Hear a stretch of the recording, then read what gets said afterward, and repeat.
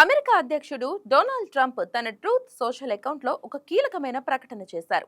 America Iran మధ్య చాలా మంచి ఫలప్రదమైన చర్చలు జరుగుతున్నాయని, అందుకే ఇరాన్ పవర్ ప్లాంట్లు, ఎనర్జీ మౌలిక సదుపాయాలపై దాడులను 5 రోజులు వాయిదా వేయాలని డిపార్ట్మెంట్ ఆఫ్ డిఫెన్స్ కు ఆదేశాలిచ్చినట్లు తెలిపారు. అయితే ఈ విరమణ జరుగుతున్న చర్చలు విజయవంతమవుతాయనే షరతుకు లోబడి అని కూడా పేర్కొన్నారు.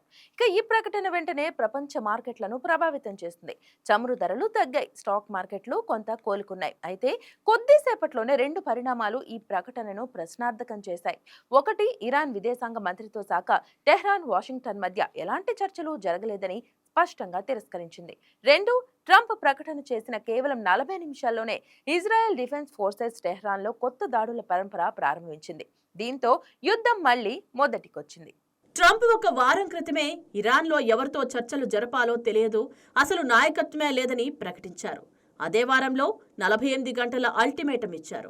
హార్ముజ్ జలసంధి తెరవండి లేదా పవర్ ప్లాంట్లు ధ్వంసం చేస్తామన్నారు. ఆ గడువు సోమవారం రాత్రి ముగిసింది. కానీ జలసంధి తెరవలేదు, పవర్ ప్లాంట్లు కూడా దెబ్బతినలేదు. బదులుగా 5 రోజుల విరమణ ప్రకటన వచ్చింది. గతంలో గ్రీన్లాండ్ టారిఫ్ వ్యవహారాల్లోనూ ట్రంప్ ఇదే తరహాలో పెద్ద హెచ్చరికలు ఇచ్చి గడువు ముగిసిన తర్వాత వెనక్కి తగ్గి ఒక సాకు చెప్పిన దాఖలాలు ఉన్నాయి. ఇరాన్ విదేశాంగ శాఖ ప్రతినిధి బాగేహి కొన్ని మిత్ర దేశాల ద్వారా అమెరికా చర్చల అభ్యర్థన వచ్చిందని, దానికి తగిన విధంగా స్పందించామని చెప్పారు. అయితే ఇది నేరుగా జరిగిన సంభాషణ కాదు. పాకిస్తాన్, ఈజిప్ట్, టర్కీ వంటి దేశాల ద్వారా వచ్చిన సందేశాలను ట్రంప్ ఇరాన్తో నేరుగా జరిపిన చర్చలుగా చిత్రీకరించారని స్పష్టమైంది. ఇరాన్ పార్లమెంటు స్పీకర్ గాలిబాఫ్ ఎక్స్లో పోస్ట్ చేశారు. అమెరికా చమురు మార్కెట్లను మ్యానిప్యులేట్ చేయడానికి, తాము ప్రారంభించిన యుద్ధం నుంచి తప్పించుకోవడానికే ఈ ప్రకటన చేసిందని విమర్శించారు.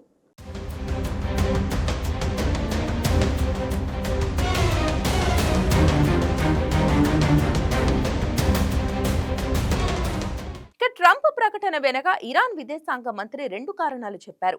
చమురు ధరలు తగ్గించుకోవటం ఒకటైతే, సైనిక ప్రణాళికలు అమలు చేసుకోవటం కొంత సమయం కావాలంటం రెండోది. అంతేగాని శాంతి కాదని స్పష్టం చేశారు. టెహ్రాన్ యూనివర్సిటీ ప్రొఫెసర్ హసన్ అహ్మదియన్ ప్రకారం ట్రంప్ 48 గంటల అల్టిమేటం ఇచ్చారని, ఇరాన్ తీవ్రంగా ప్రతిస్పందించిందని, అల్టిమేటం అమలు చేయలేకపోయిన ట్రంప్ తన ప్రతిష్టను కాపాడుకోవడానికి పాకిస్తాన్, ఈజిప్ట్, టర్కీ మధ్యవర్తిత్వ ప్రయత్నాలు తను ఘనతగా చూపించుకుంటున్నారని చెప్పారు. ట్రంప్ ప్రకటన తర్వాత 40 నిమిషాల్లోనే ఇజ్రాయెల్ డిఫెన్స్ ఫోర్స్ ఎక్స్ లో ఒక పోస్ట్ చేసింది. టెహ్రాన్ అంతటా ఇరానియన్ పాలనా మౌలిక సదుపాయాలపై కొత్త దాడుల పరంపర మొదలైందని, అక్కడి మీడియా రిపోర్టర్స్ నివేదిక ప్రకారం పేలుళ్ల తీవ్రత, పరిమాణం అత్యధికంగా ఉందని తెలిసింది. ఎనర్జీ ప్లాంట్లను మినహాయించి ట్రంప్ విరమణ గౌరవిస్తున్నామని చెప్పింది. అయితే సైనిక స్థావరాలు, ఐఆర్జీసీ ప్రధాన కార్యాలయాలు, కుద్స్ ఫోర్స్ స్థావరాలు, క్షిపణి తయారీ కేంద్రాలు అన్నింటినీ ఇజ్రాయెల్ లక్ష్యంగా చేసుకుంది. అంతేకాదు, ట్రంప్ విరమణ ప్రకటన తర్వాత కొన్ని గంటల్లోనే ఇన్ఫహాన్లో గ్యాస్ అడ్మినిస్ట్రేషన్ భవనం మరియు గ్యాస్ ప్రెజర్ రిడక్షన్ స్టేషన్ దెబ్బతిన్నాయి. కొరం హషర్లో గ్యాస్ పైప్లైన్ స్టేషన్ దగ్గర దాడి జరిగిందని Iran force news agency నివేదించింది.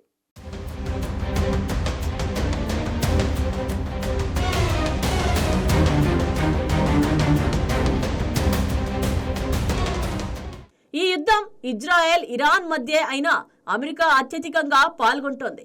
Israel దృష్టిలో ఇరాన్ పాలన ఉన్నంతకాలం ప్రాంతీయ ఉగ్రవాద సంస్థలకు నిధులు, ఆయుధాలు అందుతూనే ఉంటాయి. అందుకే అమెరికా విరమణ ప్రకటించినా ఇజ్రాయెల్ ఆగలేదు. ట్రంప్ పాకిస్తాన్ సైనికాధిపతి జనరల్ ఆసిమ్ మునీర్తో ఆదివారం మాట్లాడారు. మరుసటి రోజు పాకిస్తాన్ ప్రధాని షాహబాజ్ షరీఫ్, ఇరాన్ అధ్యక్షుడు పెజెష్కియాన్తో మాట్లాడారు. ఫైనాన్షియల్ టైమ్స్ నివేదిక ప్రకారం పాకిస్తాన్ తనను తానే ముఖ్య మధ్యవర్తిగా ప్రదర్శించుకుంటోంది. ఎవరూ అడగకుండానే మీడియేటర్గా వ్యవహరిస్తోంది. ఆ పరోక్ష సందేశాలను ట్రంప్ ఇరాన్తో జరుగుతున్న ఫలప్రద చర్చలుగా బహిరంగంగా ప్రకటించడంతో పాకిస్తాన్ దౌత్య స్థానం మరింత సున్నితంగా మారింది.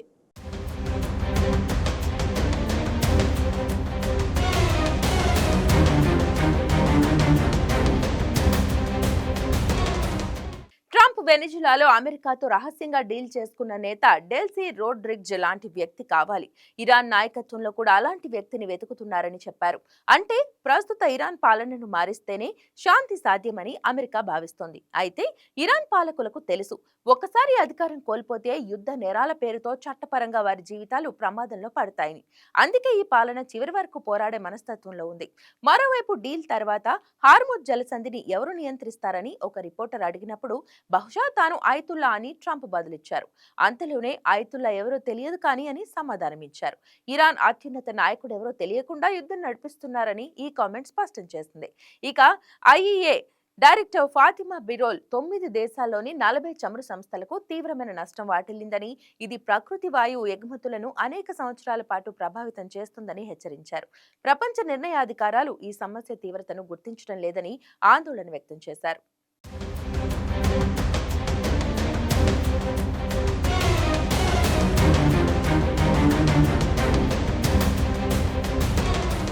మరోవైపు లోక్సభలో మాట్లాడిన ప్రధాని నరేంద్ర మోడీ ప్రస్తుత పరిస్థితిని కోవిడ్ కాలంతో పోల్చారు. ఆ సమయంలో దేశం ఐక్యమత్యంగా నిలిచిందని, ఇప్పుడు అలాగే నిలవాలని పిలుపునిచ్చారు. ఇది కేవలం ప్రేరణాత్మక మాటలు కాదు, ఎనర్జీ సెక్యూరిటీ సరఫరా అంతరాయాలకు సన్నద్ధంగా ఉండమని ఇచ్చిన సంకేతం. గల్ఫ్ దేశాల నుంచి ఇప్పటి వరకు 3,75,000 మంది భారతీయులు తిరిగి వచ్చారు. ఇరాన్ నుంచి 1000 మంది, వారిలో 700 మంది వైద్య విద్యార్థులు.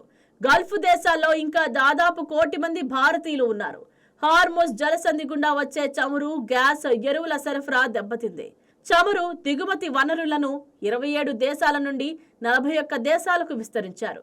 వ్యూహాత్మక పెట్రోలియం నిల్వలు 53 లక్షల మెట్రిక్ టన్నుల నుంచి 65 లక్షలకు పెంచే లక్ష్యంతో కొత్త నిల్వ కేంద్రాలు నిర్మిస్తున్నారు. 6 కొత్త యూరియా ప్లాంట్లు కమిషన్ చేశారు. అంతర్జాతీయంగా బస్తాకు 3,000కు అమ్ముడవుతున్న యూరియాను రైతులకు కేవలం 300కే ఇస్తున్నారు. సౌరశక్తి సామర్థ్యం 3 గిగావాట్ల నుంచి 140 గిగావాట్లకు పెరిగింది. ఎథనాల్ మిశ్రమం 2% నుంచి దాదాపు 20%కి చేరింది. అదనంగా తీర భద్రత, సరిహద్దు భద్రత, సైబర్ భద్రత మరియు వ్యూహాత్మక స్థాపనల బలోపేతానికి ఆదేశాలు జారీ చేశారు. పాకిస్తాన్, బంగ్లాదేశ్ సరిహద్దుల దగ్గర అంతర్గత భద్రతను మరింత పటిష్టం చేస్తున్నారు. అలాగే యుద్ధంలో తాము ఏ పక్షము తీసుకోమని, శాంతి కోసమే మాట్లాడతామని మోదీ స్పష్టం చేశారు. వాణిజ్య నౌకలపై దాడులు, హార్ముజ్ జలసంధి దిగ్బంధనానికి తాము వ్యతిరేకమని భారత్ స్పష్టంగా నిలకడగా చెప్పింది.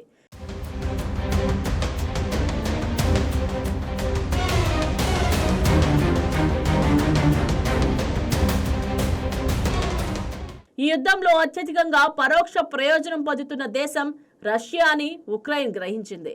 మిడిల్ ఈస్ట్ నుంచి చమురు సరఫరా తగ్గడంతో ధరలు బ్యారెల్కు $100 దాటాయి. రష్యా చమురుకు ప్రీమియం ధర వస్తోంది. అమెరికా కూడా రష్యాపై చమురు ఆంక్షలు సడలించింది. దీనిని తిప్పికొట్టడానికి ఉక్రెయిన్ 2 కీలక లక్ష్యాలను ఏకకాలంలో గురిపెట్టింది. మొదటిది ప్రీమార్క్స్ నౌకాశ్రయం. బాల్టిక్ సముద్రంలో ఉన్న ఈ నౌకాశ్రయం Russia Urals crude, premium diesel ఎగుమతి చేసే ప్రధాన కేంద్రం. సంవత్సరానికి 6 కోట్ల టన్నుల చమురు ఇక్కడి నుంచే ఎగుమతి అవుతుంది. ఉక్రెయిన్ 35 డ్రోన్లతో దాడి చేయగా ఇంధన నిల్వ ట్యాంకులు దెబ్బతిన్నాయి. లోడింగ్ మౌలిక వసతులు ధ్వంసమయ్యాయి. ఉపగ్రహ చిత్రాల్లో దట్టమైన నల్లని పొగ కనిపించింది. రెండవది యూఫా రిఫైనరీ. రష్యా మధ్య భాగంలో ముందు లైన్ నుంచి 1400 కిలోమీటర్ల దూరంలో ఉన్న ఈ రిఫైనరీలో కూడా అగ్ని ప్రమాదం చోటు చేసుకుంది. ఇది రష్యా ఆక్రమిత సైన్యానికి ఇంధనం సరఫరా చేస్తోందని ఉక్రెయిన్ జనరల్ స్టాఫ్ తెలిపింది. అదే రాత్రి రష్యా 251 డ్రోన్లతో ఉక్రెయిన్పై ప్రతిదాడి చేయగా ఉక్రెయిన్ 234 డ్రోన్లను కూల్చివేసింది.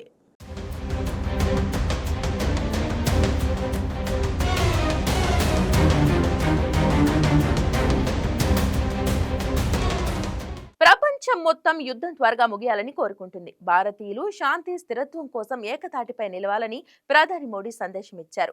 ఇక ఈ సంక్షోభం నుంచి భారత్ బలంగా బయటపడేందుకు అన్ని చర్యలు తీసుకుంటుంది. మరోవైపు ప్రపంచంలో చమురు సరఫరా చేసే 3 ప్రధాన శక్తులు మిడిల్ ఈస్ట్, రష్యా, అమెరికా ఒకేసారి సంఘర్షణలో ఉన్నాయి. ట్రంప్ ప్రకటనలు అంతర్జాతీయ విశ్వసనీయతను కోల్పోతున్నాయి. భారతదేశం దౌత్యపరంగా తటస్థంగా ఉంటూ ఇంటర్నల్ ఎనర్జీ సెక్యూరిటీ, వ్యూహాత్మక నిల్వలు, సరిహద్దు భద్రతల్ని బలోపేతం చేసుకుంటుంది. ఇక ఈ యుద్ధం త్వరగా ముగిసి శాంతి నెలకొనాలని మనము ఆశిద్దాం. Please subscribe to YK TV Network. Please subscribe to YK TV. Please watch YK News.